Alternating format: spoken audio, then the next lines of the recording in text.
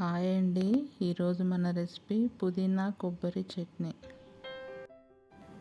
ఈ చట్నీ దోశలకి ఇడ్లీలకి చాలా బాగుంటుంది. కొంచెం నెయ్యి వేసుకొని తినాలి. ఈ చట్నీ మనము కొబ్బరి వేసి చేస్తున్నాం కాబట్టి డిఫరెంట్ టేస్ట్ ఉంటుంది.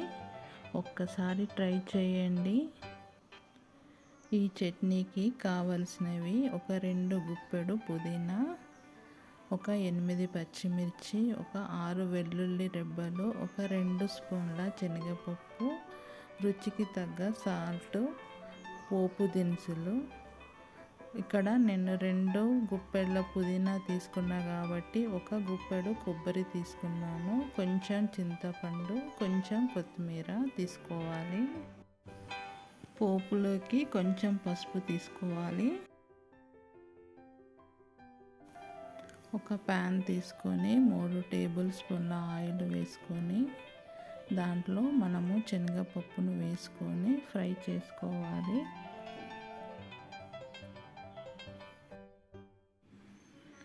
శనగపప్పు ఫ్రై అయ్యాక పచ్చిమిర్చి వేసుకొని ఫ్రై చేసుకోవాలి.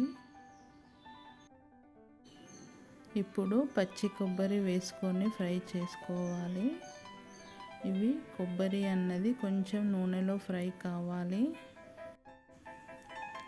ఇవి ఫ్రై అయ్యాక కొంచెం చింతపండు వేసుకోవాలి. తర్వాత వెల్లుల్లి రెబ్బలు వేసుకోవాలి.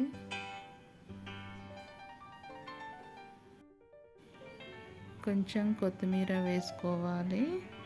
తర్వాత మనం నీట్గా కడిగి పెట్టుకున్న పుదీనా వేసుకోవాలి. ఈ పుదీనా నూనెలో కొంచెం ఫ్రై కానివ్వాలి. ఈ విధంగా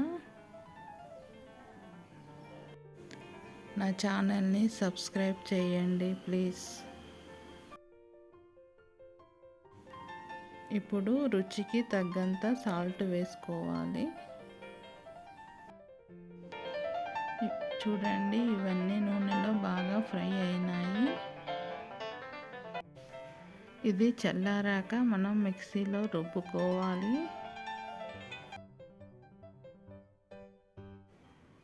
మనం ఇప్పుడు తాలింపు వేసుకోవాలి.